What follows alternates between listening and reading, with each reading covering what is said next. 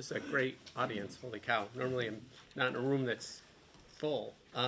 So I'm John Marion from Common Cause. In case you don't know us, we're actually just celebrating our 50th anniversary, both nationally and in Rhode Island.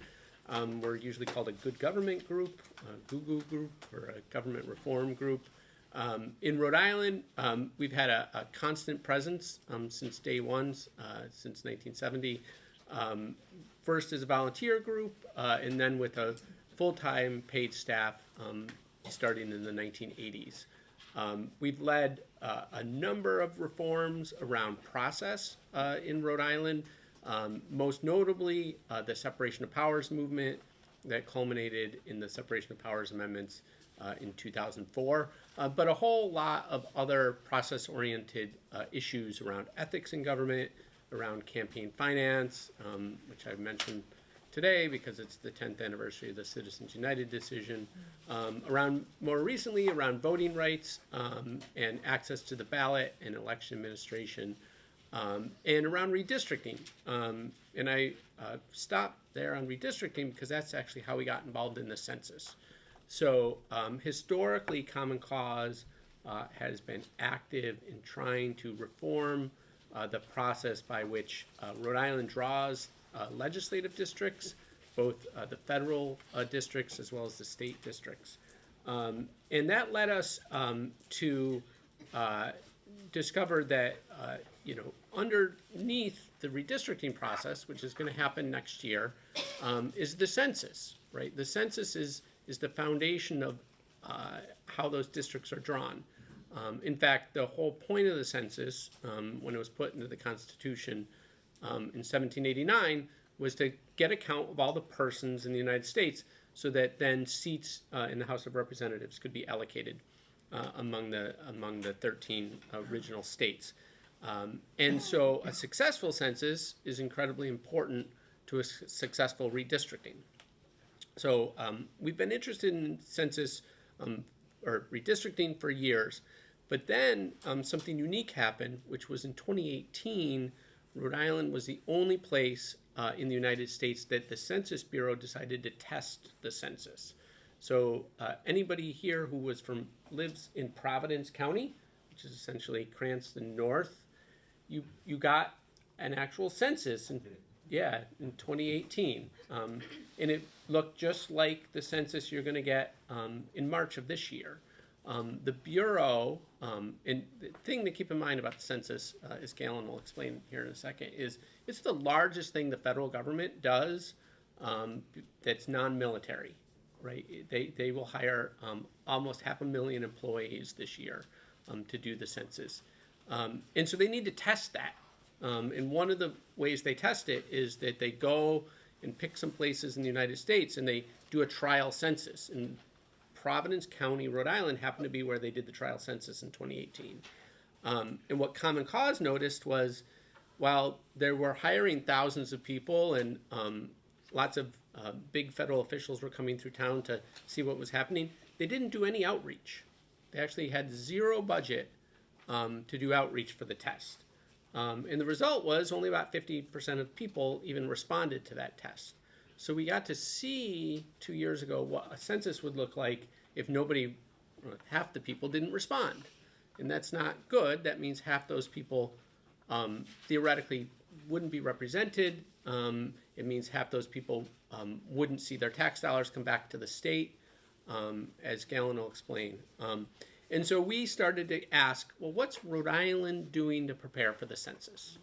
And what we discovered is that historically, Rhode Island has been very reactive, not proactive, in the sense that Rhode Island has waited for the U.S. Census Bureau to come into town and do its outreach, to give out its pencils and its coffee mugs and its tote bags. But the community really hasn't gotten together to say, we want to be counted. So we approached the General Assembly and tried to get a resolution passed, creating what's called a complete count committee. And this is what the Census Bureau recommends that communities put together as a way for communities to do community-based outreach. And so the Senate passed a resolution calling for a complete count committee. The House, unfortunately, didn't pass it. So then a little over a year ago, Governor Raimondo just did an executive order creating a complete count committee. Kathleen, your fearless leader, is a member of that complete count committee. I'm a member of that complete count committee. There's actually 61 members. It's a huge body. And that group's been working for over a year, first developing a plan and now executing a plan to do outreach.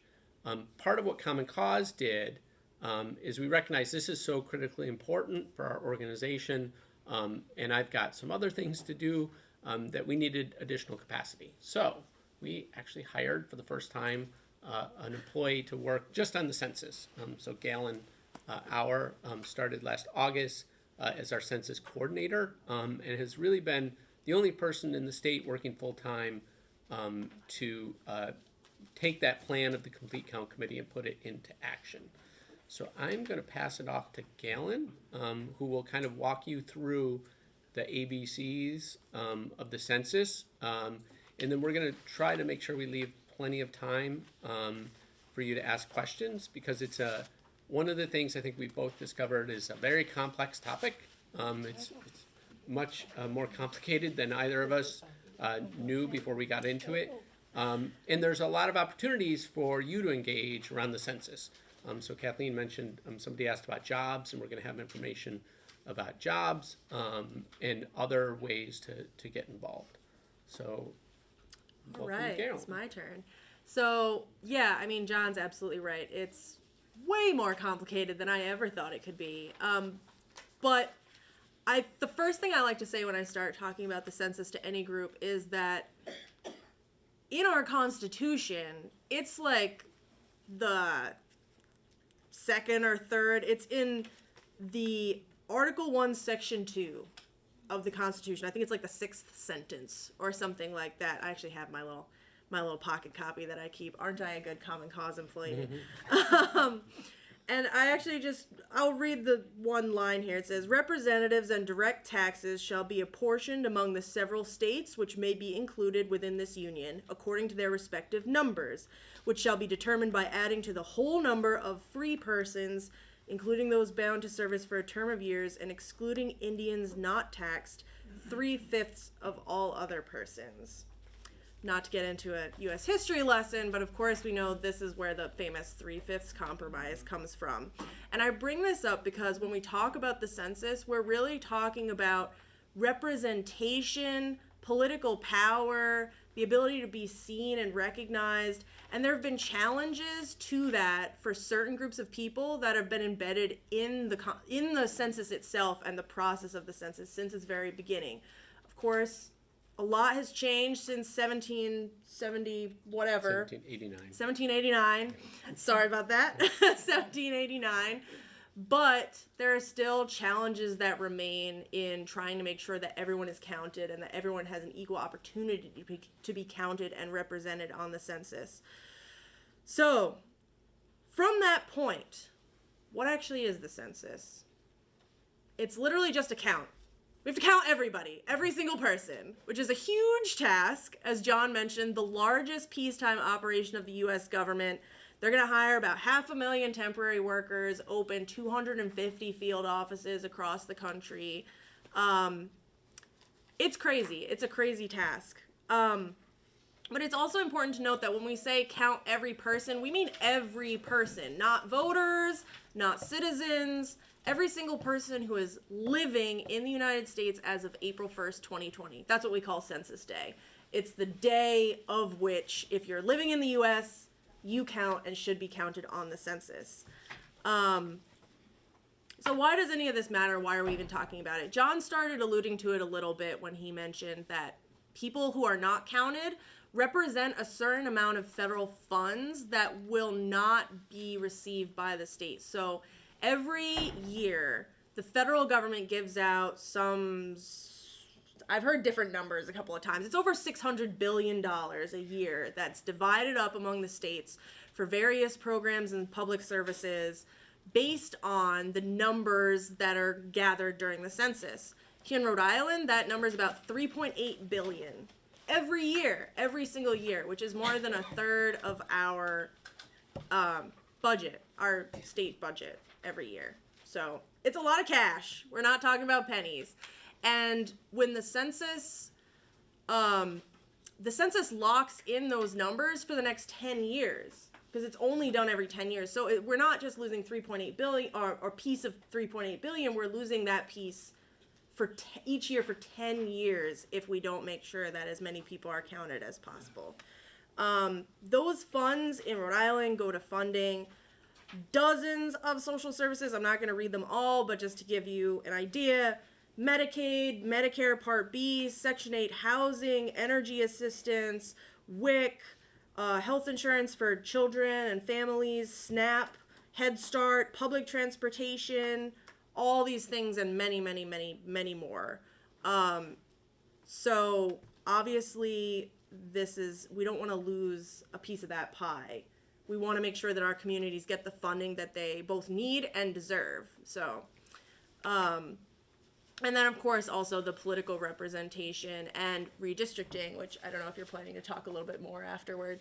But the counts are also used for drawing the lines for voting districts, which is another key initiative that Common Cause works on. One of the reasons why I'm so excited to be here today talking about the census is because older adults and seniors are considered one of the hard to count groups designated by the U.S. Census Bureau. What we mean by hard to count is that people within that group are less likely to self-respond to the census than other groups. It may be because they face unique challenges to physically filling out the census. It may be because they have reasons for not wanting to answer the door if a stranger comes to their house asking questions. And so it's really important, especially, that we recognize that these groups exist. Obviously, there's lots of groups that are considered hard to count, including racial and ethnic minorities, low-income households, immigrants and refugees, children under age 5, funnily enough, which is another, actually, I'm going to throw this out here right now because I didn't think of it until this moment, but if you have grandkids that live with you, this is something that the Census Bureau has said happens all the time. If for whatever reason, if their parents are not around and their kids live with you as a grandparent, you still need to count them as part of your household on the census. And so this is just one of many reasons why children age 0 to 5 often get uncounted on the census. Even when somebody in the household fills it out, they get left off because people don't think that they should count babies, or they don't want to count their kids as their own household, or various other reasons. So, like I said, there's a whole bunch of demographic populations and geographic areas in Rhode Island that are considered hard to count. The big ones, obviously, in Rhode Island are Providence, Central Falls, Pawtucket, parts of Woonsocket, parts of Newport, and some parts in South County, and some parts of Lincoln. Those are the main areas that are considered harder to get an accurate count than other parts of the state. And 24% of the state's total population lives in those areas. So you can see why it's going to be really important to do as much outreach as we can around the census. Like John was saying, we already know what it looks like if we don't. At least in Providence County, you end up with half of people not responding. So what could possibly go wrong? What could possibly go wrong? Well, John already mentioned the end-to-end test in 2018 that was conducted in Providence County. And some early anecdotal evidence that I've encountered, at least in Providence County, is a lot of people think, oh, I already did it, I don't have to do it again this time. They don't realize that it was a test because it wasn't marked as a test when it came to their house. It looked like just a regular census form, so people think, I don't have to do this again for 10 years. I'm done. I already did it. So one of the things that we're trying to do as the Complete Count Committee is to consider that residents of Providence County might need special outreach to just remind them that that was just a test and you have to do it again. There are also a lot of fears around data privacy and data collection. This is particularly true in immigrant communities, non-English speaking communities, where there's a lot of fear around the citizenship question topic that came up earlier this year, which was the federal government suggesting that they put a question on asking whether or not someone is a citizen. That question is not on the census. Just in case someone asks you, it's not happening. But there's still a lot of fear in communities about how their data might be used, whether or not it's safe. So it's important to know that under Title 13 of federal law, the Census Bureau cannot share your personally identifiable information with anyone else or any other government agency for any reason. That data can also not be used for law enforcement or immigration enforcement. They can't send it to the IRS so that you start getting taxed. Like, they can't do any of that. So that's really important to know as well. A couple of other important facts that I'm just going to throw out there. On March 12th, which is when the broad census enumeration efforts start for this time around, March 12th is the date that most people will get the first notice in their mailboxes to respond to the census. Now, for most people in Rhode Island, that will actually mean a link to go online and fill it out. This is the first, what the Census Bureau is calling internet first census, which means the majority of people will be encouraged to go online and fill it out.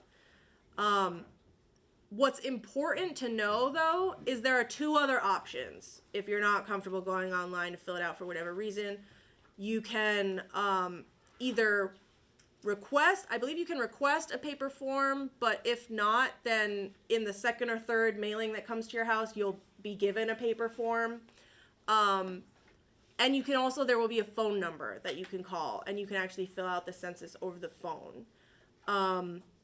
That's obviously really important to know, not only because there are obviously varying levels of computer literacy, but there's also 17% of Rhode Island households that don't even have broadband internet access, which is also why partnering with libraries has been a huge part of our outreach initiative at the Complete Count Committee, because we know that we're going to need places where people can go to access the internet and fill it out online if they don't have internet access at home. But again, phone and regular paper form that you can mail back are also completely legitimate options for filling out the census. There's also going to be a Census Bureau hotline, I think they're calling it, for assistance if you just need some help, whether that's translation assistance. I think they have, the census itself will be available in English and 12 additional languages, including American Sign Language, and assistance is available in 59 other languages. So that's just like being able to ask questions, get some basic guidance, that sort of thing.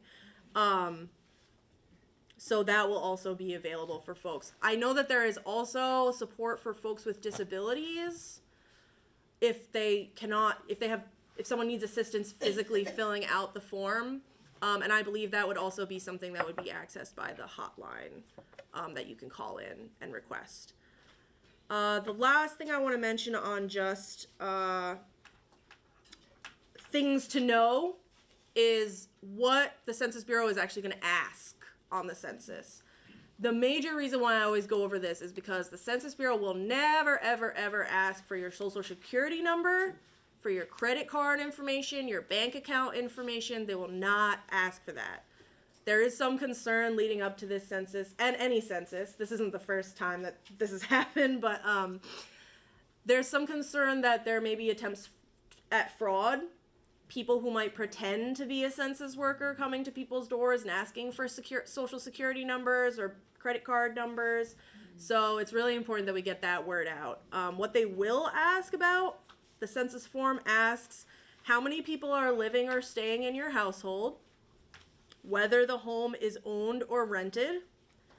They ask about the sex, age, race, and ethnicity of each person in the household. And they ask about the relationship of each person to whoever's filling out the form. So, it's your son, or it's your spouse, or it's, your brother who's crashing on your couch for a little while because he just got divorced. Which is actually an important point to make, though, because again, it's whoever's living there as of April 1st, 2020. So if your brother is crashing on your couch for a few months and he doesn't have another permanent address at that time, he lives there and should be counted on the form.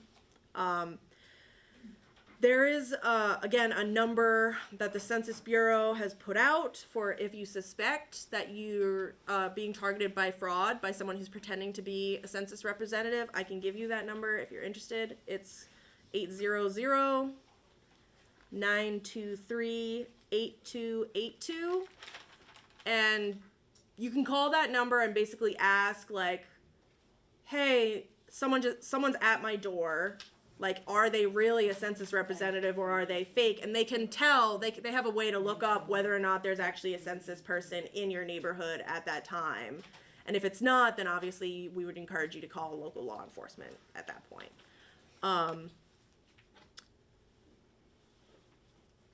Okay, so that's like Census 101. Now, the last thing I want to wrap up with here is, what can you do if you're sitting here in this room today? How can you be involved in the census? There's kind of a few different tiers. The one thing is just to share the information that I just gave you with friends, family, neighbors, because information and combating misinformation is one of the most important things that each and every single one of us can do about the census. Because again, knowledge is power, as they say, and having the information is the best way to ensure that everybody has the ability to fill out the census and know what's going on. The less confusing it is, I think it's also the more approachable it is, the less fear there is. Another thing that you can do, especially as representatives of seniors and older adults, I think you all here represent what we call, what the Complete Count Committee refers to as trusted messengers. You're people who, you've worked with AARP, you volunteered with AARP, you're in your communities, you're doing stuff, you're advocating for seniors and older adults. So other older adults will look to you to know, the truth about the census. They know that they can come to you with these questions. So that's another important way. We also do have, through the Rhode Island Foundation, and the deadline's coming up pretty soon, it's January 31st, but we have grants that are available for nonprofit organizations, faith-based organizations, municipalities, basically anything that's really like a community organization can apply to get grant funding, up to $25,000 to do outreach around the census. And that's basically our way of getting money into the hands of, again, people who are already have close ties in these communities and already are on the ground doing work with folks in hard to count communities. And then the last thing I would say is we do certainly have opportunities when we're going to need some volunteers for the census. Not so much right now, but as we get more toward March and into the spring, we're going to want to have a presence at community events all around the state where there's large numbers of people. We're going to want to have a table, have some information there. Not that people really feel that interested in stopping by the census table at a big fun party event. I went to a few last year and we didn't get a whole number of hits. But again, it's just having a presence, getting our logo out there. We have a really nice logo. Having people see that it's something that's happening.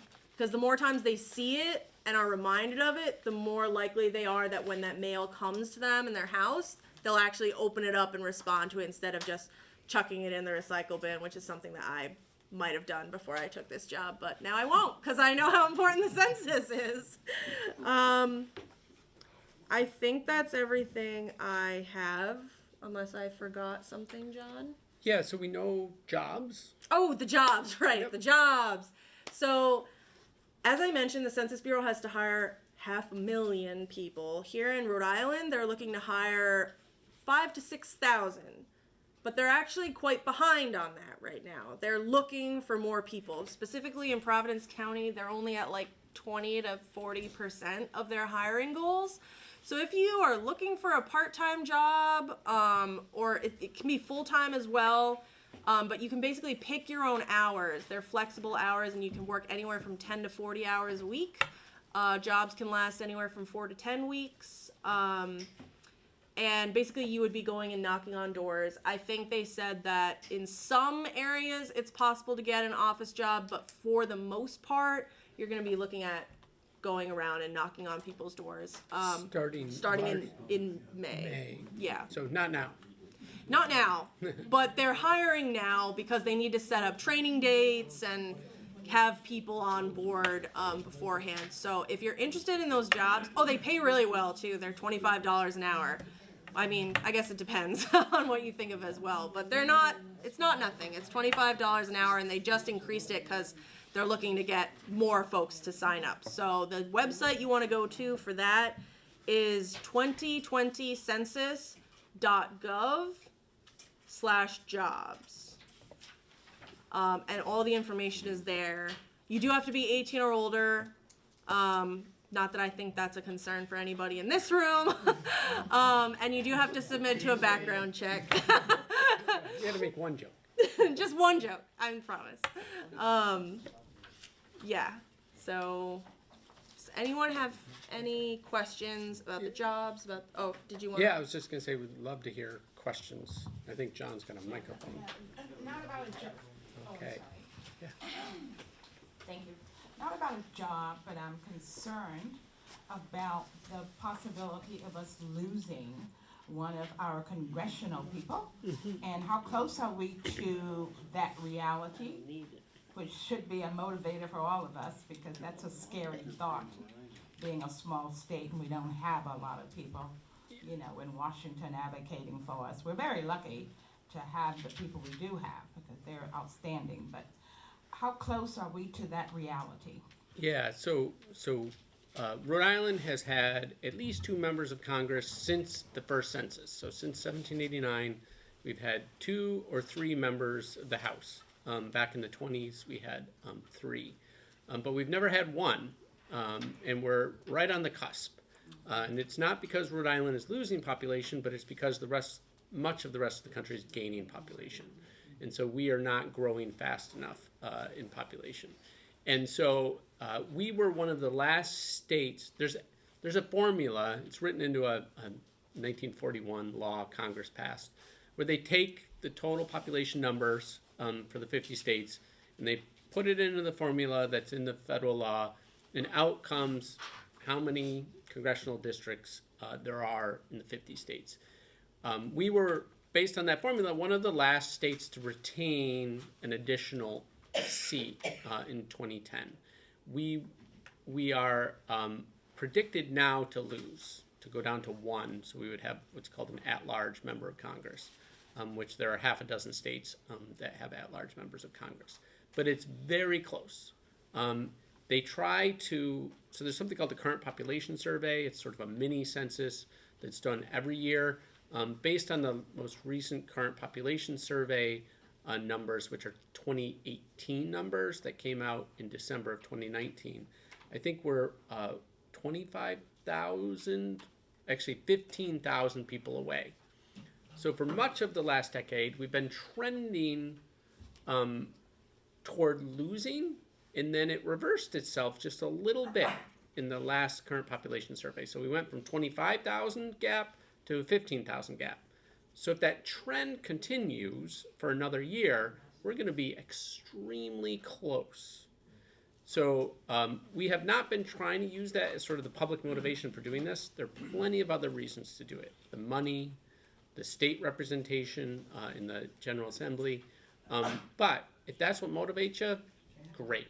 Like, that's good motivation, because it would be a historic loss for the state. So there's a long answer to your short question.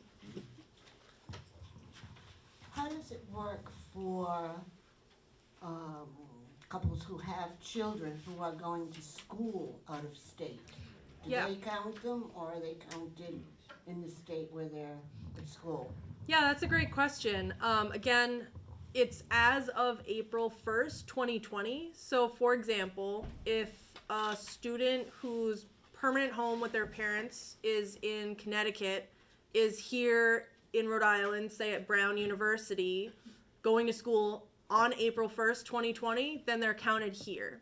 The way that that's done, I didn't get into it earlier, but the Census Bureau has sort of different enumeration Tactics for college, universities, dorms, and things like that. They basically go and get the list of people who are there rather than going door to door in the dorms. But for people who are living off campus, they're still counted. They're counted here. I'm thinking of it more the opposite, Rhode Islanders going out of state. Yeah, so they would be counted. They would be counted where they're in at the other school. states. I think there's guidance on the form that tells parents not to include their kids if they're out of state. If they do, there's always cases where sometimes people get double counted, but the Census Bureau has ways of, I don't know, behind the scenes, they back weed it end, out. They figure out, oh, this kid goes to college in Connecticut, but his parents claimed him in Wakefield, and they will remove one of the counts. They do a lot of cleaning of the data on the back end. Yeah, so it's, to answer your question, I think we gain folks who are here from out of state, but we lose folks who are going out of state. Yeah. You said you could submit online, or maybe by phone, or even a paper form. When do people come to the house? Are they there to ascertain that you already did it, or would they be interviewed? Yeah, no, good question. I meant to cover that earlier when I was talking about timelines, and then I didn't. So the first paper form, as I mentioned, comes in March. Between March and the end of April, there's like 6 different mailings that will come to your mailbox. At that point, the end of April, beginning of May, if you haven't yet answered it, that's when folks will come to your door knocking and asking. If you have already filled it out, they will not come to your door, at least in theory. I don't know if there mistakes happen, I'm sure. But in theory, if you've filled it out before May, you will not get someone knocking at your door, which is also a good incentive for people who don't want someone coming and knocking on their door to fill it out before that.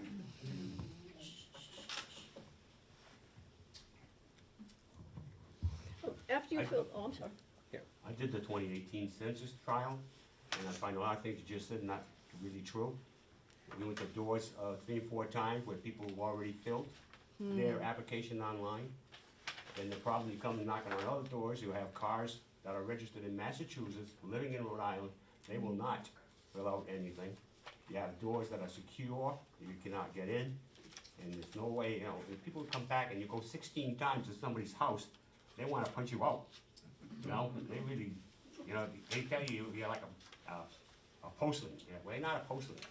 We're knocking on their door, we have a badge, and they don't want to answer the questions.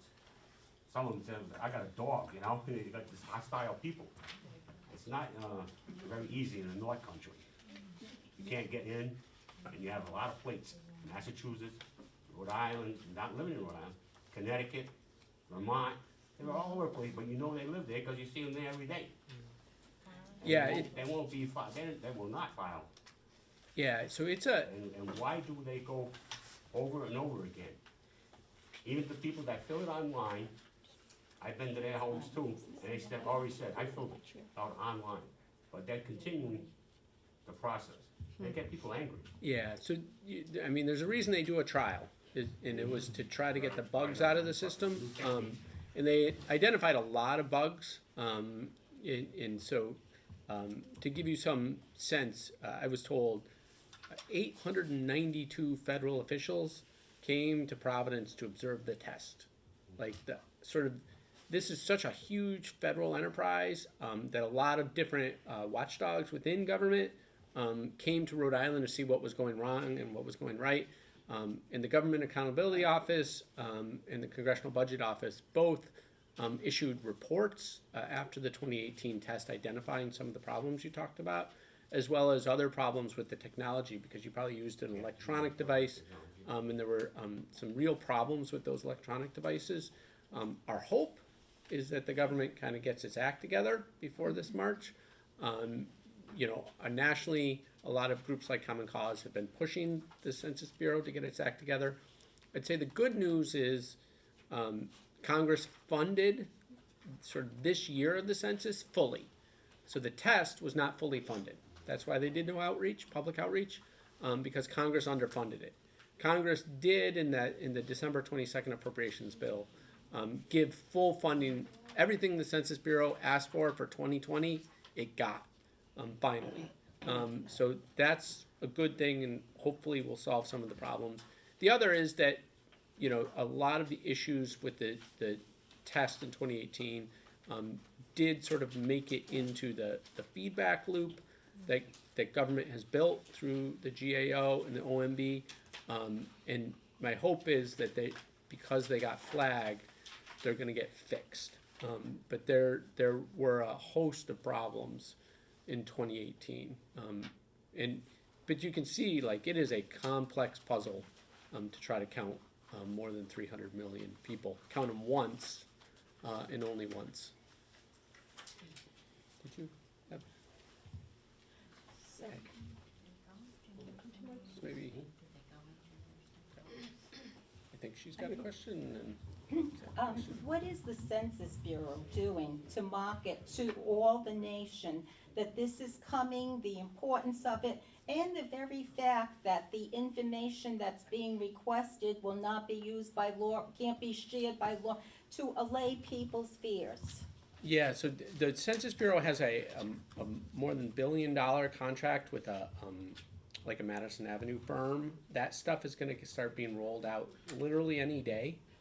You should start seeing TV ads and magazine ads and so forth. Similarly, so we didn't really talk about it, but the Rhode Island Complete Count Committee has under its control about $1.2 million. That money is being spent on three things. About $500,000 of it is going to be spent on advertising that will start soon. So we're going to be also trying to send that message locally. About $500,000 of it is being spent on these grants that Galen talked about to community groups, and that's one of the messages we're going to ask the community groups to deliver, that federal law protects your data from invasion of privacy. And then the remainder is going to go to some limited field where we're going to actually do some door knocking ourselves, hopefully, if we can pull that off. But yeah, so we're hoping that people will hear it from the federal government, but they'll also hear it from the community groups like us, and they'll trust us more than they'll trust sort of some ad they see on the TV from the federal government. But it's a bit of a high wire act and pulling it all together. So, I don't know if you want to. Yeah, I'm assuming that you're able to go online during the whole census period? Or is there a point where they cut it off and you can't go online anymore to do it? Yeah. So Actually, a good question. Actually, I do know the answer. So Okay. March 12th, the website will go live, and starting March, that's when the first piece of paper will arrive in your mailbox, and that's when you'll first be able to go to the website on that piece of mail you get and fill it out. July, essentially, the end of June, they're going to kind of stop advertising, but it's July 31st that the website will shut down. Okay. July 31st is the last date that anybody can respond to the census to be part of the count, because they have to end it at some point. December 31st is when we'll find out how many people live in the United States. So there's this protocol, they deliver to the President of the United States the total population count for the country in each of the 50 states. And then February, so a little over a year from now, each of the 50 states will get a file, a data file, and that will be the file that they'll start the redistricting process from. So we'll find out December 31st how many people live in Rhode Island and how many congressional seats we'll have going forward. So if I'm a resident of Florida for 7 months, and the rest of the time I'm in Rhode Island, It's different than taxes. So my mom's a snowbird from New York, and I have to remind her, she has Florida residency, I have to remind her, you got to be in Florida for 6 months in a day, Mom. And sometimes she doesn't plan well, because particularly in New York, they enforce the tax laws a little more vigorously. She could get penalized by New York. It's where you are April 1st. So if you're in Rhode Island on April 1st, even if have Florida residency for tax purposes, you are a Rhode Island for census purposes. And they're not going to call up the Florida Division of Taxation or the IRS and say, we got them. So, It doesn't count, by the way, I just want to add, like, if you're on vacation and, like, staying in a hotel, like, you don't count in that state. Like, you're not in, I don't know, Myrtle where do Beach. people go? Yeah, no, you're not there. Like, it's where your permanent address is or where you're living, where you lay your head at night, I think is one way I've heard them put it. yeah. Okay, I think maybe just one more. Yeah. Go ahead. I have a really strange question to ask, but what about an unborn baby that's gonna be born in 2020? Yeah. April 1st, that baby may not be born yet, but can you count it? Yeah, good question. No. I asked. I asked, no. Yeah. Unless they're born before April 1st, Yeah. they don't count. Yeah, as so a even if person. you answer in June for a baby that was born in May, the way the question is worded, you're going to be encouraged not to count that baby. Okay, one So. over here.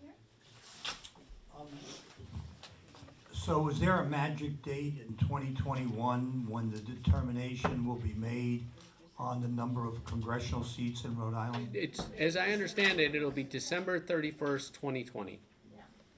At the end of? Yes, and at the who- end of this year. And what entity makes that, The U.S. Census Bureau will probably put out a press release because they'll take the data file they have and use the equation in the federal law from 1941 and pump out, here's how many seats.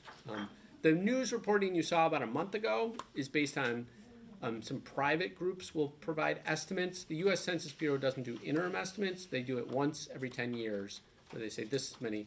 They don't speculate, but there are some demographers who kind of make a name for themselves by making a horse race out of it. They're kind of like the pollsters for the presidential election. And they are speculating that we're real close. So in a common question I get to the follow-up to that is that it would be the 2022 election. So if we lost our 2 congressional seats, starting with the November 2022 election, they'd be in the same district. Okay, over here, go ahead. Yeah. But one more, John, if you will, and I hope you're going to say no, but I'm not sure given the way things go now. Are there any appeals from these decisions? So there have. It's interesting. I don't think you can appeal to the Census Bureau, but there was a dispute between Utah and North Carolina, and it had to do with how they accounted military folks. And I think this was the 1990 census. So at that point, there were a lot of people from Fort Bragg deployed overseas for Operation Desert Storm. And then Utah has Mormon missionaries, many tens of thousands who are doing their missions overseas. And they weren't being counted in Utah. And so so there was a case that got to the U.S. Supreme Court. And I think it was like Utah v. North Carolina. And the Supreme Court had to make the decision about how to interpret the statute. They've since changed how they count Mormon missions and folks who are deployed overseas. But unless we sort of identify a population that we think the Bureau missed and should have put in the count, we don't really have an appeal. California is conducting its own census as a basis for an appeal. Yeah, to give you some perspective, California so far is spending $160 million on outreach. Florida is spending zero. Generally, blue states are spending money, red states aren't, although with some exceptions. I think Alabama is spending money. Texas is spending zero. Yeah, there are some really robust efforts. New York is spending over $40 million. I would like to thank you. I've personally been to 3 different one of these. And I've learned so much that I thought I knew, but I didn't. So thank you so much for Thank you coming. for having us. Thank you. Thank you.